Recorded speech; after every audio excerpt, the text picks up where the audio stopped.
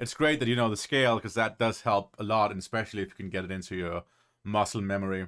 And as for getting speed in those kind of shapes, I think, I mean, this might be bad advice, but I mean, I'd try and think about just getting one position down really quickly, so just exaggerate the speed a bit. It's not necessarily about getting it clean to me right now, it's about getting the speed into the fingers, feeling the motion of that speed.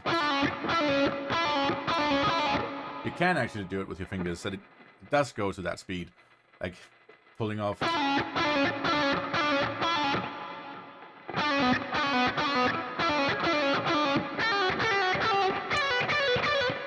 Just kind of getting that motion.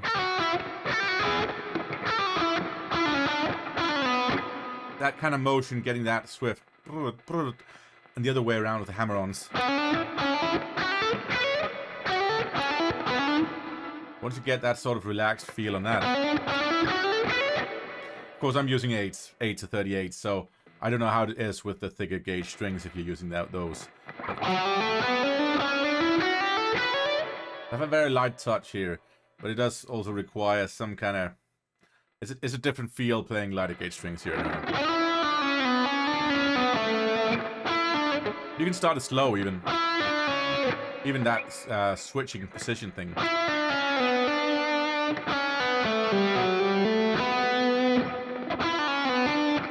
And then you kind of work it up to speed.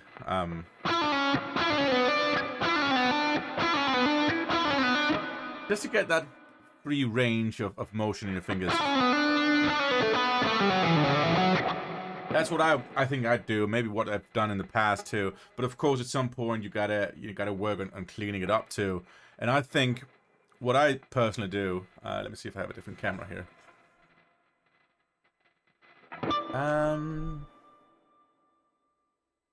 Maybe I can do this. Let's see. That's not good. Okay, I don't really. Okay, let me just. Maybe I can do it here. So when I do a pull off, I keep my index finger on, and that's very much muting the string below. Of course, it depends on where it is, because I could end up with a natural harmonic, but...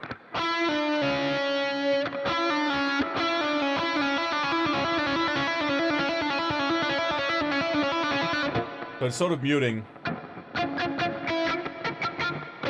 And sometimes I'll even mute the high E string with my picking hand.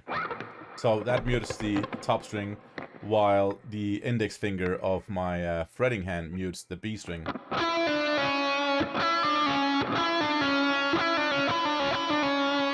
And similar, at the same time, my palm on this mutes the lower strings.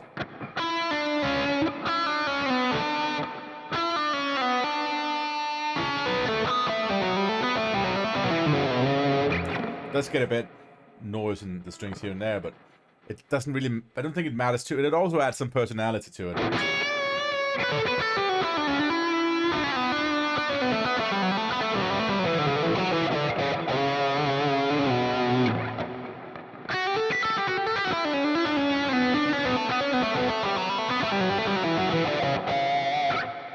So, you know, always keeping the index on there to mute the higher strings, and palm to mute the lower strings over there.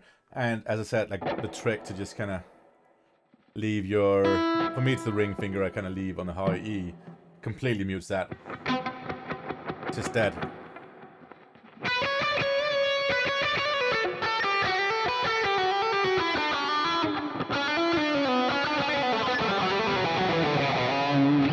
I don't always do it. It kind of depends on what I'm doing, but...